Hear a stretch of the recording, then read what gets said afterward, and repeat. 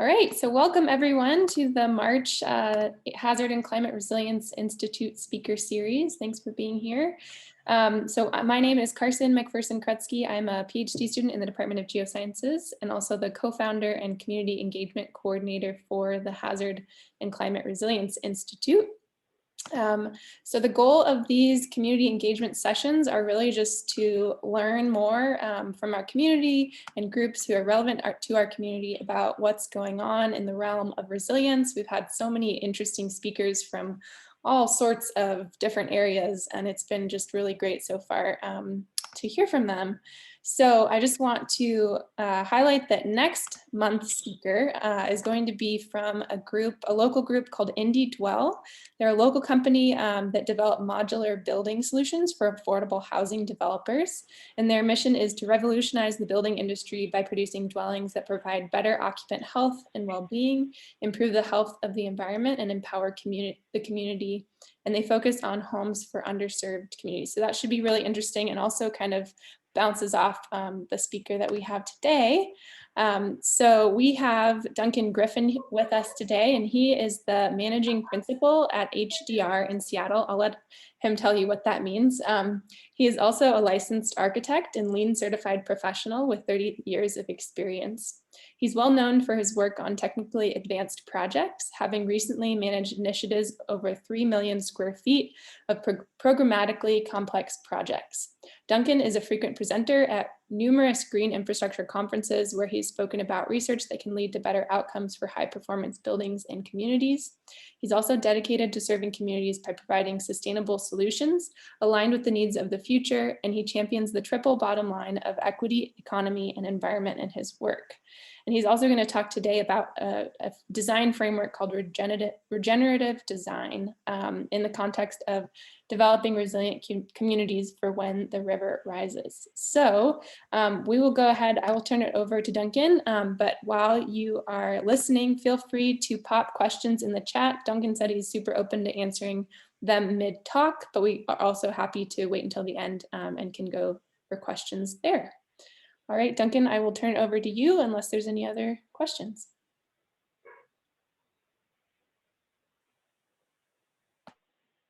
Great, thank you. Are you seeing my screen?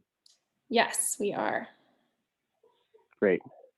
Well, and thanks everyone for joining today. As Carson noted, I'm an architect, and at the same time, I started off as an environmentalist.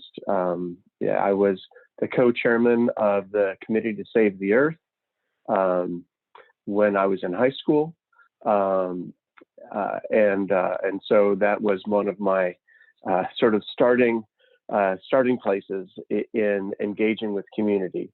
And I have worked to sort of join architecture and environmentalism through my career and find ways to take the contradictions out of the equation. So today we're going to talk a little bit about a project that we worked on a couple of years ago and a framework we formed since that time. So I'll launch into it now, but do feel free to ask questions if what I'm making doesn't make sense to you or you'd like to revisit some of the numbers. So we'll just start with the community in question. This is the 2003 flood on the Skagit River of the community of Hamilton in northern Washington. The river floods on average over the past 100 years about every 3.5 years. And the community has been there that whole time. So that they're, folks who really love their place and they're stubborn about being there because they've had to endure this for a long time. And at the same time, this is the river that serves 60% of the salmon who are the food source for our endangered orca in Puget Sound. And so every time the river washes over all the septic fields and all of the pollutants on the properties, it pollutes the river and degrades the quality of that ecosystem. So this is a problem, and the community came to our partner, Forterra, several years ago and asked for our support to develop a neighborhood outside of the floodplain so that people would have a place to move to that would be safe out of the 500-year floodplain. And I had a volunteering relationship with other members of the community who were associated with Forterra, so they reached out to me and asked for HDR to support them in helping to develop alternative solutions for this community.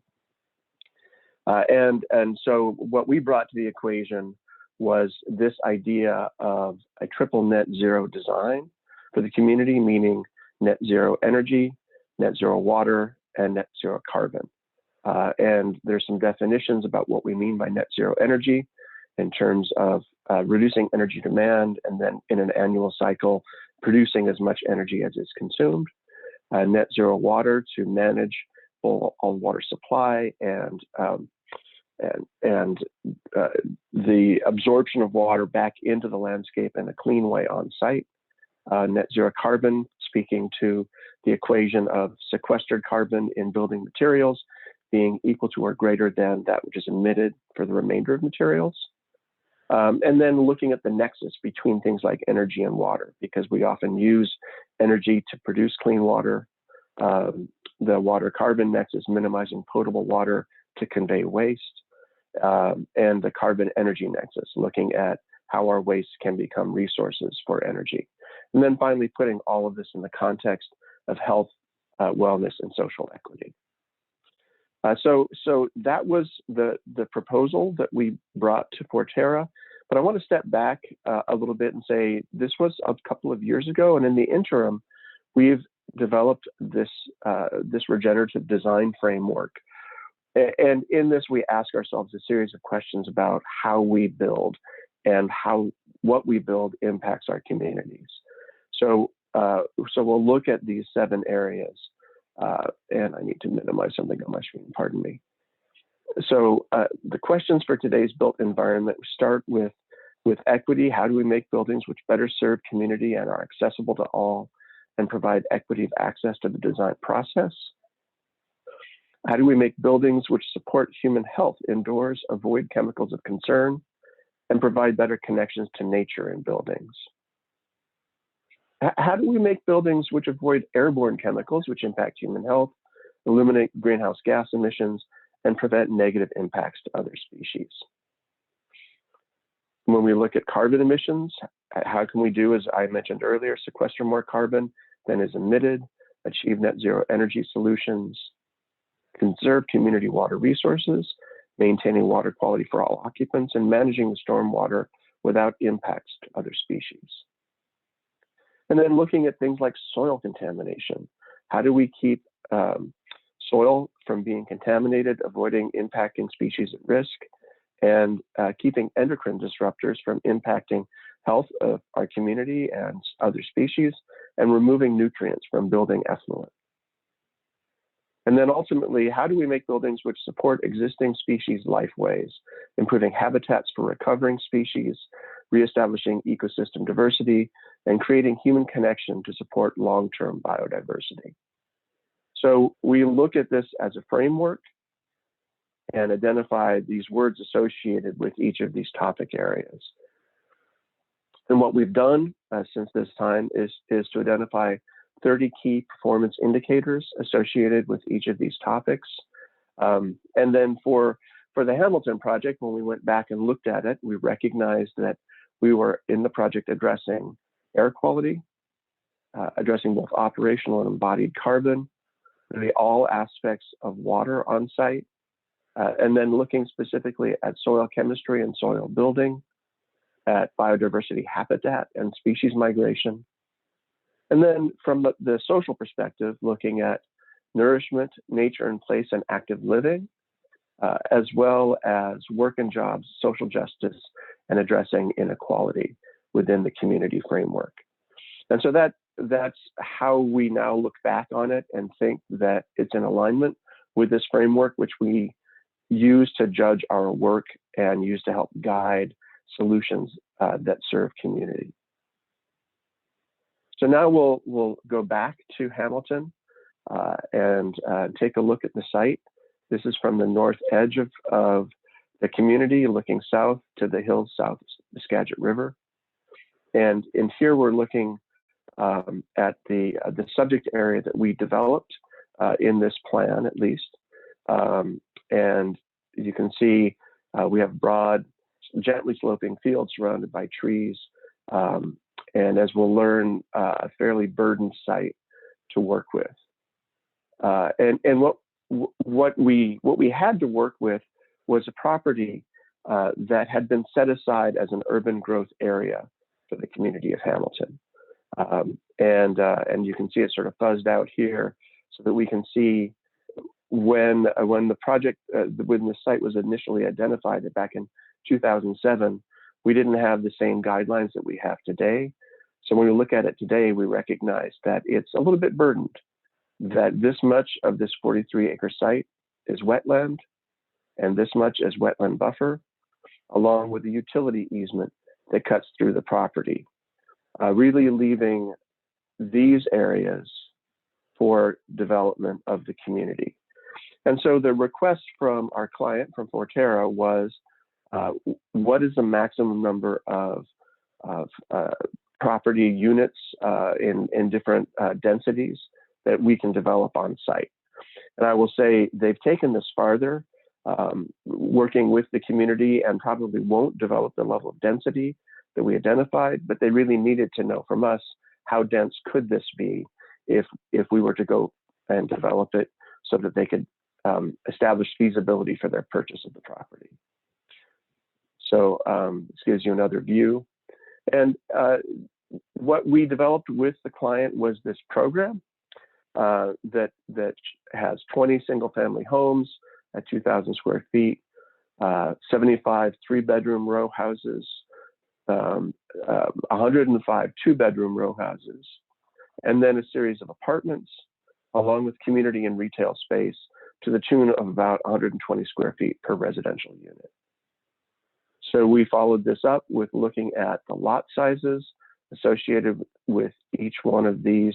And in terms of the apartments, this is sort of the burdened lot size associated. And then looked at the renewable roof area.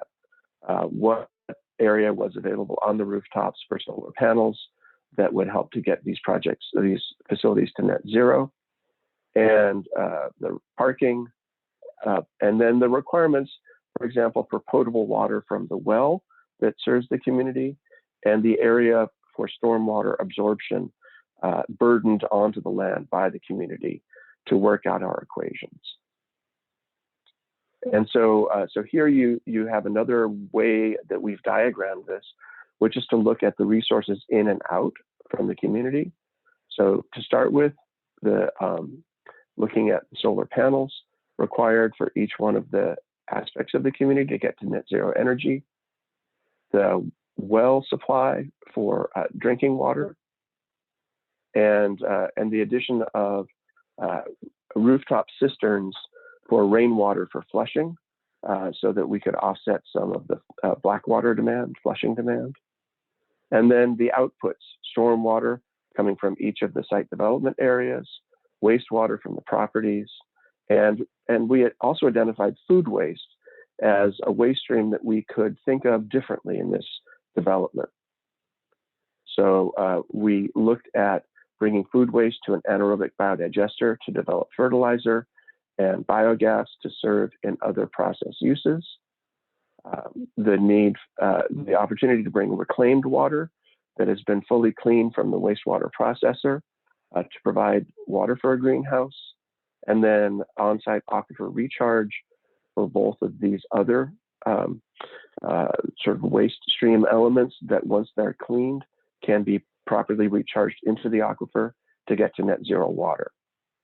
But then we also looked at, and part of the reason here is that the community currently operates a food bank as part of a volunteer organization that serves 300 families up and down the Skagit River. But they always lack for fresh greens.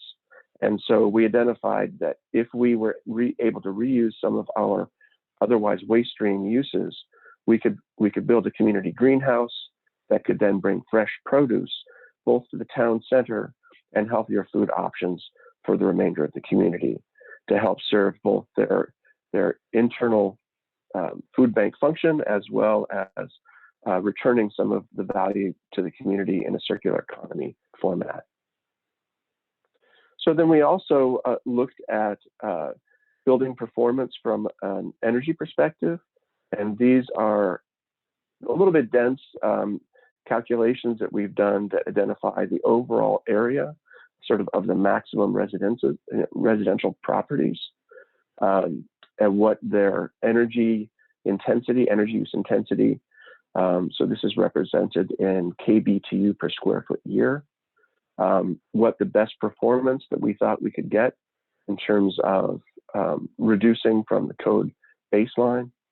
And then this also represents the energy savings when we look at these energy costs to that code level of performance, so that we're able to, both from a conservation standpoint, reduce the payments that residents would have been making, and then look at what the savings could be if it were all offset and the utility properly reimbursed folks for energy sold back to the grid, so that overall in the community there could be this essentially net zero utility cost associated with electricity. And the community was developed without there's no gas line to the property, there's no sewer line. So this is an all electric community. We did the same thing for the commercial properties. And ultimately the client was interested in having this cost of solar at $2.50 a watt, being a high enough number to interest the producers of solar panels who would like to become utility to provide panels to the community at no cost. So here's the town center design that we developed, and again, at a feasibility stage, that shows how some of the elements were developed. And you can see the strong diagonal exists because of the connection to Highway 20, which is just to the lower left of the screen. There was a desire to have immediate access for businesses to be places that would interest folks driving on Highway 20 to come into the community. And so then I thought it would also be helpful for everyone to see how we thought about potable water. So this is that list of units that were different densities of housing, and what the flushing demand, what the potable water consumption demand, and what the irrigation demand would be for each of the properties. So we then also looked at that total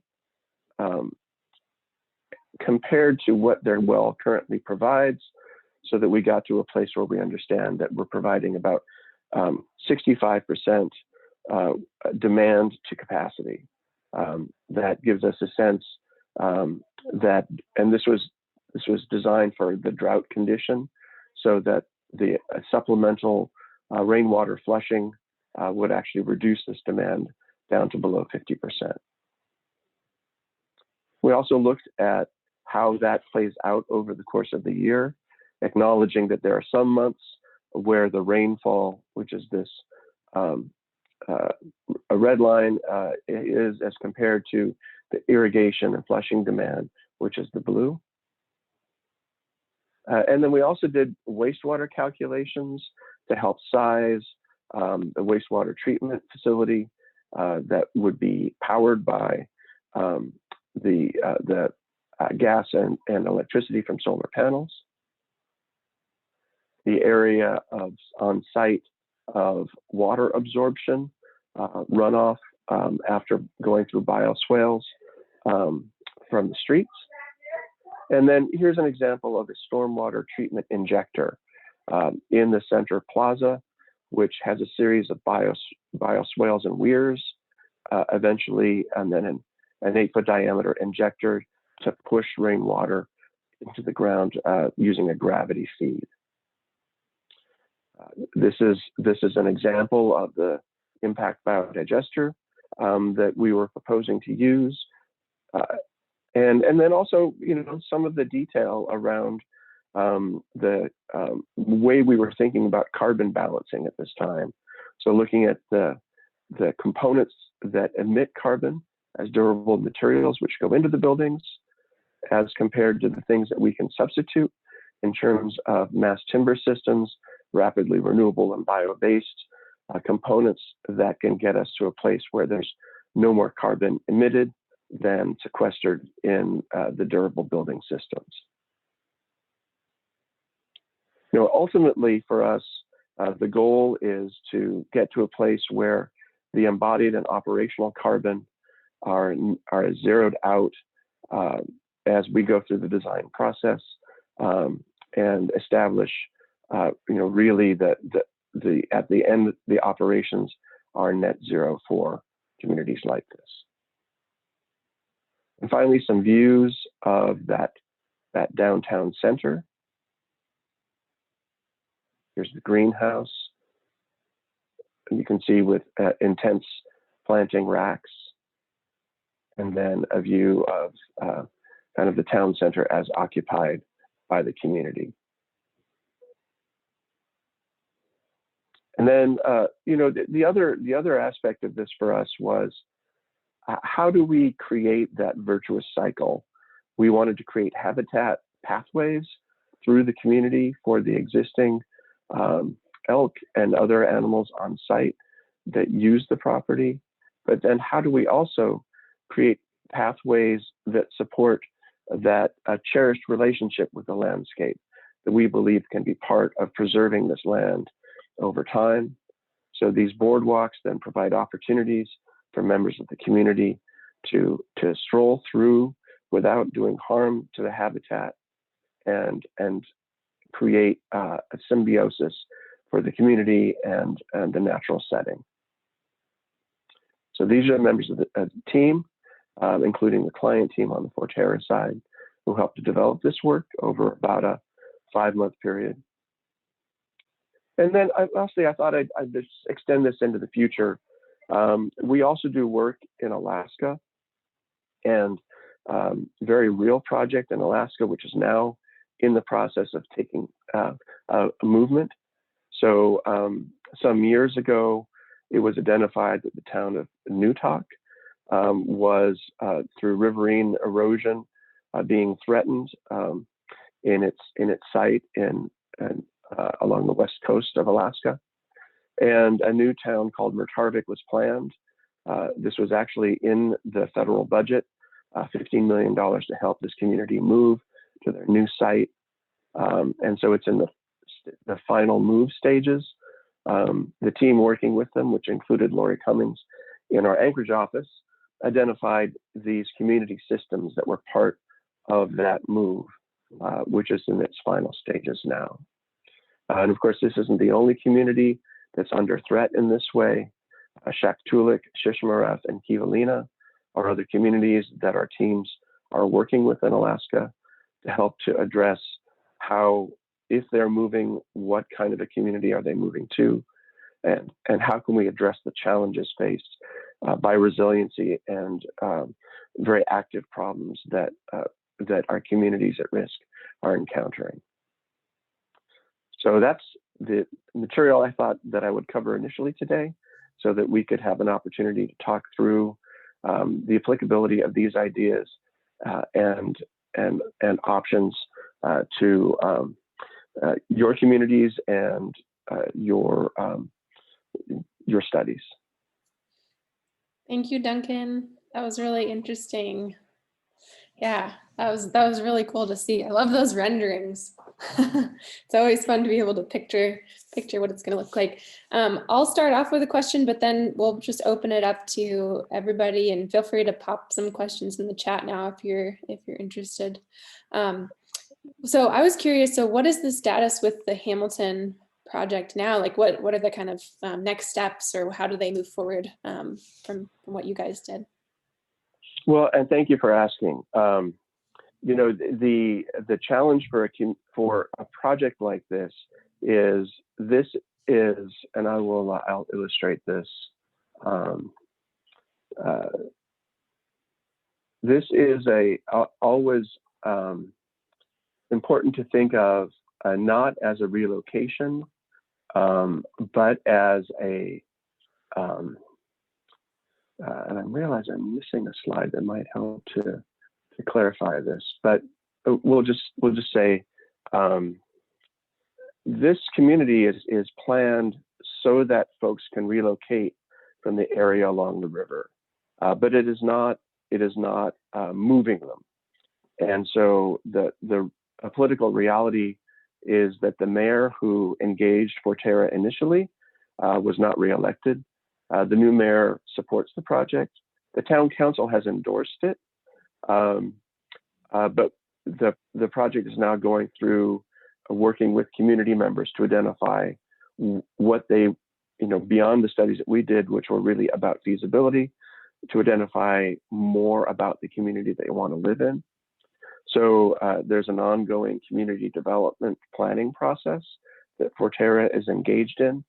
So while they have entitlement, it's very unlikely that the project will look like this level of density into the future.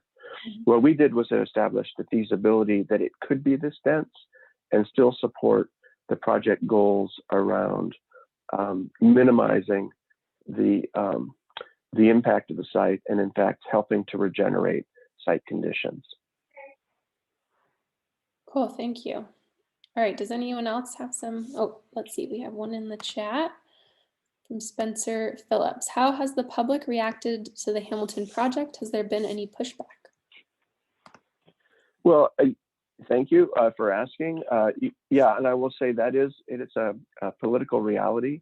There have been neighbors who have been concerned that the field across from their houses would be converted into a development. But I think that Forterra has done really excellent work here in sitting with every member of the community and listening and answering their questions and taking their input, because this really will only be successful if it's planned in concert with the surrounding community and without imposing. But also recognizing that if we're going to recover the Skagit and help to improve the conditions of restoration and regenerating that habitat for fish, we need eventually for the land to go from having roads and houses on it to being more of a park-like site. And that will likely take a generation, but it has to be started for it to happen. So this is the start of that process. Yeah, that's so interesting. I think that one of the things that I thought was really interesting when you were talking too was about the need for greens in the community. They already have established this food bank or organization that's putting out food, but they have this kind of gap in terms of greens and fresh produce. And so I thought that was a really interesting thing that you intentionally planned that into this new system that you were going to put in. So love that. I feel like pretty much all of the speakers we've had have talked a lot about the importance of involving community. All right, Jared, do you want to go ahead and just ask your question? I can read it, but it's always nice to hear. Well, I also think Cade might have beat me to it, so maybe it's a good one to go first. Gotcha. Okay, Cade, do you want to go ahead and ask your question? Let's see. Or let's see, I can read it. Has small modular nuclear reactor energy been considered? No, we didn't consider that. I will say, because we understand the math behind solar as well as we do, and the cost to production has been going down so significantly, while it's generally got widespread acceptance in the community. It seemed like the least controversial energy source and the most sort of conventional way of building renewable energy that we could provide. That said, the production of solar energy from panels, I measure by a solar factor, which is the kilowatts installed as compared to the kilowatt hours over the course of the year that they produce. And that number ranges from near 1,000 at the Canadian border, down to about 2,000 in San Diego. And Hamilton has about the lowest solar energy production that I've encountered in Washington State. It's something like 977 kilowatt hours per kilowatt installed. And so we, of course, have looked at what are other opportunities, but there is also inconsistent wind. So I think continuing to look at innovation in renewable sources of energy it's going to be an all-in solution over time, and we just need to make sure that we're measuring what are the inputs and what are the outputs from anything that we do. We have to improve the sustainability of solar panel manufacture, as well as looking at what are the outputs from a nuclear reactor, and are they acceptable in the community. Does that answer your question? Seems good to me. Jared, do you want to go ahead? Yeah, I was really interested to hear at the beginning, you mentioned that the community really loved their place. And where I'm at, there's a lot of development, rural development happening, and there's a lot of similarities in that statement itself about the reticence for development. They love their place. And it was interesting to me, and I wanted to know if you had in your conversations with the public and with the design team and all, any conversations about how the new place would be experienced by the community, and whether or not that shift in the place was, I don't know, important or impactful. Yeah. I mean, it is a real challenge. That one of the goals was to maintain access to the river, to figure out how to store boats so that folks could get onto the river, because that's important, while acknowledging that the harm being done to the river reduces their ability to enjoy it, their ability to fish on the river when the fish population is diminished by the impacts of the flooding. So it's a real balance, and it is an individual conversation, person to person. And really it is, we think, such a long-term issue, because there will be community members who won't want to leave, and that's everyone's right. But we thought that eventually the resources moving to higher ground would cause folks to, they also value their community, they value their neighbors and the relationships that they have. And so we saw this as something that would take place over time, but honestly, it's a little bit speculative, and requires a great deal of both empathy and showing up again and again for years, sticking around and not being someone who's there and then leaves. So I think that may not actually be a full answer, but it is definitely one of the essential challenges of living along rivers, and how do we interact safely and in a way that doesn't degrade the environment. Go ahead, Britt. Yeah, so given how often Hamilton has flooded in the past, I imagine that FEMA might be more willing to buy out properties in that area. So has there been any discussion about what it would look like? Would the government be willing to support property buyout to help facilitate these folks to move? Yes, it's a consortium of agencies that would have the resources to purchase the properties, so that folks would have the financial resources to buy into the development above the floodplain. And that's a changing landscape. But there's a Skagit River Keepers fund. There's other funds that were being thought of as available to support community members. I think and there's many challenges, and it starts to get beyond my current knowledge of the project as it's continued on since our involvement to say what the current status is. Awesome. All right, what other questions do you have? While we're waiting for questions, I'm just going to quickly poll everyone in terms of where they're coming from, because it's been really interesting to see who the audience is. So if you wouldn't mind filling out this poll for the next second, and if anyone else has questions, I've got lots more to ask, but. I have a question. Go ahead. So in Idaho, we've had had kind of indirect impacts of coastal degradation. So populations have moved inward from like California or Washington or wherever to kind of escape some climatic impacts.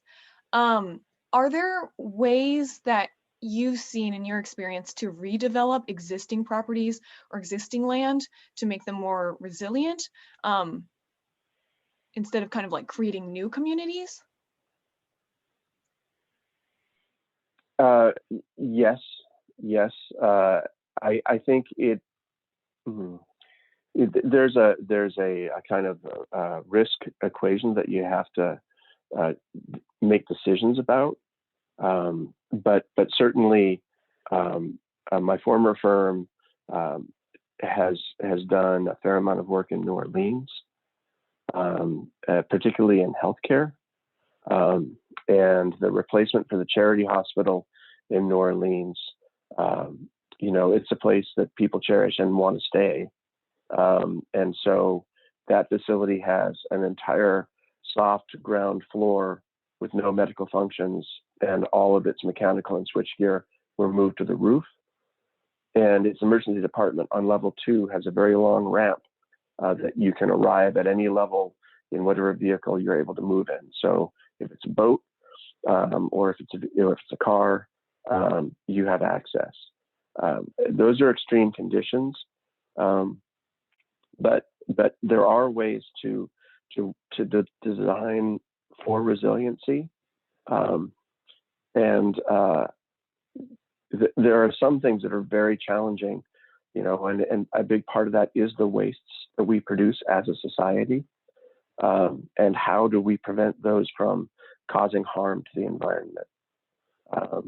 In particular, septic fields can leach a lot of the pharmaceuticals that we take, and only metabolize 10% of those pharmaceuticals, and those have an impact on fish populations.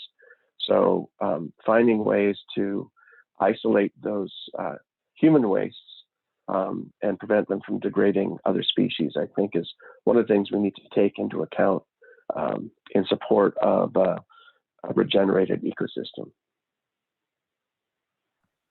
Thank you. Yeah, I think it's really interesting. I don't think as a society we think too much about our waste. Like, it's not something that we talk about at dinner or in other places. But it's obviously such an important one, especially as populations are growing and cities are becoming sprawlier and all of that. So it's really interesting. I was thinking about Boise here. We have a lot of kind of expansion into the foothills, which is a really high wildfire zone. And every time you drive up these roads, you just see more and more and more development. And I guess I'm curious to know if you guys have worked on other hazards related to maybe wildfire, if you have any thoughts on thinking about other hazards and these kinds of regenerative designs. Or Yes, I will say, we have at HDR, we do quite a bit of work in infrastructure. Our practice in Washington and in Idaho includes water and wastewater, includes resources work, as well as transportation. And at the same time, so we don't do as much housing directly. But certainly from an architecture perspective, our work in healthcare has caused us to need to develop better filtration. and sites that can prevent fire from impacting delivery of care. But I would have to reach out to some of my colleagues around the resources group and the transportation group to better answer that question, because I think it's a really important question about how do we develop in the landscape in a way that preserves and regenerates it when we're moving out of cities. And generally speaking, the answer has been to create greater density in smaller areas and leave more of the land untouched. Whether or not that continues to be an option, I think is a conversation. Thank you. All right, what other questions do we have? Just going to share the poll results. We've got a good showing in academia today and a little bit in other areas. So what else?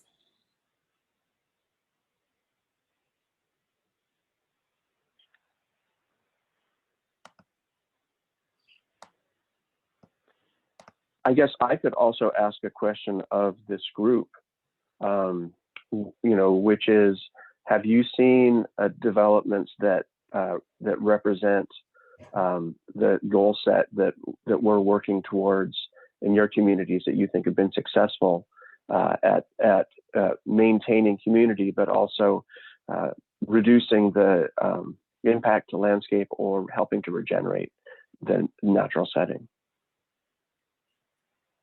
I don't know if I am qualified to answer that question. We might have some folks in the audience who have a better gauge on that. Mm-hmm. Oh, go ahead. Is there someone? Oh. I know that there's a big, in Idaho, there's a lot of recreation. Like people are very focused on making sure there's spaces for people to recreate. So I know there's been pushes for keeping open space available and not developing in open spaces, but I don't know to the extent that you're asking. Leela, did you have something you wanted to add? Yeah, basically going off of what you said, open space. I know in Meridian, they have, zoning regulations that say for this much area, you need to have so much, or for this much residential area, you need to have so much open space. But I think in Meridian, that open space has become quite manufactured. And any sort of connectivity is based on moving cars, not people. So yeah, it's definitely a kind of difficult problem to solve, especially in suburbia. Yeah. And we do have the Greenbelt, which is this area that kind of runs along our river, which is a path on either side, and it's about 20 miles long. And we had major flooding here in 2017 along the Boise River that the Greenbelt goes along. And because the Greenbelt was there was a lot of damage to the Greenbelt, but I don't think there was a ton. There may have been some damage to homes, but I think maybe some other people would know. But yeah, because that was in place, there was damage to it as infrastructure, but not in terms of homes or people or anything. So that was one other thing. Is there pressure on that, or is that recognized as providing sort of an essential resilience resource to the community? We actually had a grant recently that's going to look at the economic impact of the Greenbelt for the HCRI. So we're actually reviewing a grant that for a project that would do something like assessing that. I don't know if anyone else has other comments on that, Britt. Yeah, so I guess certainly nothing. I haven't seen anything around here similar. I don't think I've ever seen anything similar to the project you just showed us from Hamilton. I think that is such an interesting case study of what is possible. And I would love for more people to see that, to recognize like you could build communities to be pretty sustainable, especially, for example, around here where we're projected to grow by, I don't know, 50% in the next 20 years. So we do have urban centers that are pretty full, and we're starting to grow out, not even starting. I mean, we've been growing out into a lot of the rural spaces, and there's a lot of issues around that. In losing agriculture land, and also people wanting to have houses on big pieces of land, and not being so open to multifamily housing and high density housing and things like that. So, but I would say that one thing I've learned about recently that's pretty exciting is the push for restoration, like downtown restoration that focuses on hazard mitigation and open space and recreation. So the Boise Greenbelt is a great example of that, where it's not just this, you've got the Greenbelt that goes all the way from basically Lucky Peak Dam through Eagle, even perhaps farther, I think about to Eagle. But along that as well is there's mostly parks. There certainly are some businesses, some condos and some houses that do come right up to that, but a lot of that area has been transitioned into parkland. And so the economic assessment is going to look at things like, or could, if it's funded, look at things like what is the economic impact of the Greenbelt, and how can you leverage that natural capital for justifying buying out properties in the flood zone and turning them into parks. And there was another project in the city of Caldwell that was really exciting. They basically paved, if I remember this correctly, please anybody can feel free to correct me, but they basically paved over the river.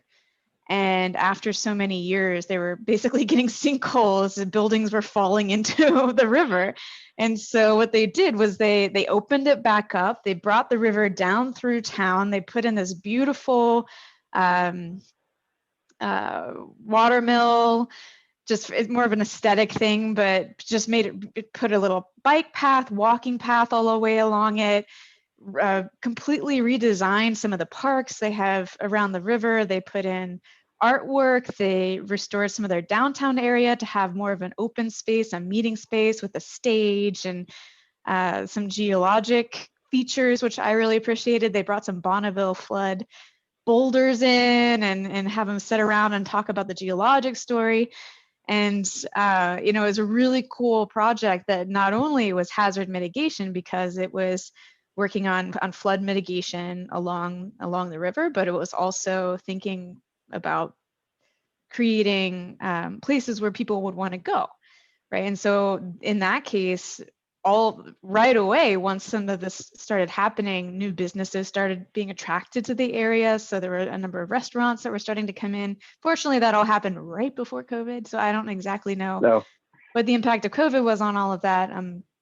But anyway, I love that example as a smaller project that really focused on the combination of hazard mitigation, natural capital, and business success, right? You reduce risk, exactly. and businesses can become more interested. Yeah. You know, I should mention, I'm based in Seattle, but Karin Sander is also on the call, who's in our Boise office, and works in the community in support of how we HDR can work with you all around a lot of these resource and water issues. And so I think, you know, we'd love to continue the dialogue in support of a partnership around this betterment of community while mitigating those kinds of risks. And I think having a broader solution set and some creativity helps folks to see that it's not one for one, or you know, you only get one of these things and not a greater value in the long run. Yeah, we're really excited about just developing all these kinds of partnerships. I also think there might be some really cool opportunities for students to get involved in some of this kind of work. I think students would be really excited about thinking through these kinds of things or helping with these kinds of projects, because they're so creative and so interesting and multi-perspective bringing. So, all right, well, if there aren't any other questions, I'll stay on for a bit if there are. But thank you so much, Duncan. That was just really wonderful to hear about that project and other stuff that you guys are working on. And even though you're not local, you have local representation. So I'm really excited that you can kind of continue that. And I'm going to just pop in the chat the link for Indie Dwell, who is our next month's speaker. If you're interested in checking them out, it's going to be really interesting going off of this speaker. So thank you, Duncan, and thanks to HDR for letting you come chat with us today. We really appreciate it. Well, and thank you all. I appreciate the dialogue and the questions. And I'm really excited to see the future of your institute as it develops further and these ideas become current in the community. So thank you. Thank you. Thank you.